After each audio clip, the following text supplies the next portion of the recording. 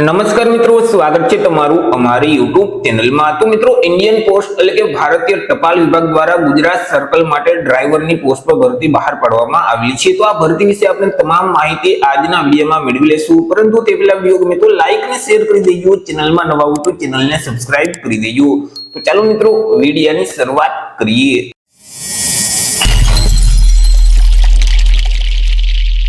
તો મિત્રો, આજે ભરતીનું નોટિફિકેશન છે તે ઇન્ડિયન પોસ્ટ એટલે કે ભારતીય ટપાલ વિભાગ દ્વારા તારીખ 15/12/2025 ના રોજ આ નોટિફિકેશન છે તે જાહેર કરવામાં આવ્યું છે। અહીં જે ગુજરાત સર્કલ છે તો તેમાં જે સ્ટાફ કાર ડ્રાઈવરની જે જગ્યાઓ ખાલી છે તો આ જગ્યાઓ સીધી ભરતીથી ભરવા માટે લાયકાત ધરાવતા ઉમેદવાર પાસેથી અરજી ફોર્મ મંગાવવામાં આવેલા છે।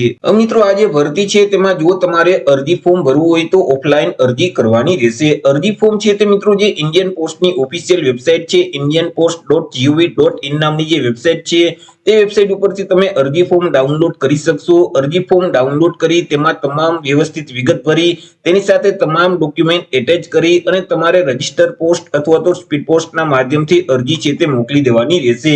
અરજી ફોર્મ છે તે મિત્રો જે ગુજરાત સર્કલ અમદાવાદ ખાતે તમારે મોકલવાનું રહેશે। અહીં એડ્રેસ આપેલ છે senior manager mail motor service CPO compound Salapas road Mirzapur Ahmedabad 380001। તો આ સરનામા ઉપર તમારે ફોર્મ ભરી અને મોકલી દેવાનું રહેશે। તમારી જે અરજી છે તે 19/1/2026 અને સાંજના 6 વાગ્યા સુધીમાં અહીં અમદાવાદ ખાતે તમારું ફોર્મ પહોંચી જાય એવી રીતે તમારે રજિસ્ટર પોસ્ટ અથવા તો સ્પીડ પોસ્ટના માધ્યમથી અરજી છે તે મોકલવાની રહેશે। વાત કરી લઈએ મિત્રો અરજી ફી વિશે કે કયા ઉમેદવારોએ કેટલી અરજી ફી ભરવાની રહેશે। તો અહીં મિત્રો તમામ વર્ગની જે મહિલા ઉમેદવાર છે, એસસી અને એસટી કેટેગરીના જે તમામ ઉમેદવાર છે તો તેઓએ અરજી ફી ભરવાની રહેતી નથી। તે સિવાય સામાન્ય ઓબીસી અને ઈડબ્લ્યુએસ વર્ગના જે ઉમેદવાર છે તો તેઓએ અરજી ફી ભરવાની રહેશે। અરજી ફી તરીકે ₹100 છે તે ભરવાના રહેશે। કોમ્પ્યુટરની સુવિધા ધરાવતી કોઈ પણ જે પોસ્ટ ઓફિસ છે ત્યાં જઈ અને તમારે અરજી ફી ભરી દેવાની રહેશે। અને મિત્રો, તમે જે અરજી ફી ભરો છો તેની એક કોપી તમે જે અરજી ફોર્મ મોકલો છો તેની સાથે પણ તમારે જોડવાની રહેશે। વાત કરી લઈએ પે સ્કેલ એટલે કે પગાર ધોરણ વિશે કે ઉમેદવારોને કયા પગાર ધોરણ મુજબ પગાર આપવામાં આવશે। તો ઉમેદવારોને પે મેટ્રિક લેવલ 2 મુજબ પગાર આપવામાં આવશે, એટલે કે ₹19,900 થી લઈ અને 63,200 નું જે પગાર ધોરણ છે તે મુજબ ઉમેદવારોને પગાર મળવાપાત્ર થશે।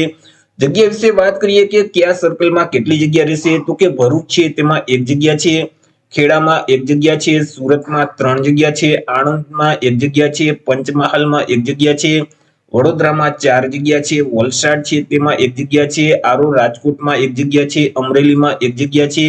તે સિવાય તો કે ભાવનગરમાં 1 જગ્યા છે, ગોંડલમાં 1 જગ્યા છે, જામનગરમાં 3 જગ્યા છે, જૂનાગઢમાં 1 જગ્યા છે, કચ્છમાં 1 જગ્યા છે, રાજકોટમાં 1 જગ્યા છે।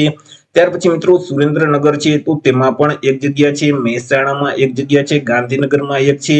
ત્યાર પછી મિત્રો અહીં જે સર્કલ ઓફિસ છે તો તેમાં 1 જગ્યા છે અને મેલ મોટર સર્વિસ એ બેડ છે તો તેમાં કુલ 22 જેટલી જગ્યા છે। આવી રીતે કુલ 48 જેટલી જગ્યા પર આ ભરતી જાહેર કરવામાં આવેલી છે। વાત કરી લઈએ એજ લિમિટ એટલે કે વય મર્યાદા વિશે કે અરજી ફોર્મ ભરવા માટે ઉમેદવારની ઉંમર કેટલી હોવી જોઈએ। તો કે ઉમેદવારોએ અરજી ફોર્મ ભરવાની જે છેલ્લી તારીખ છે 19 જાન્યુઆરી 2026, તો આ તારીખને ધ્યાનમાં રાખી પોતાની ઉંમરની ગણતરી કરવાની રહેશે।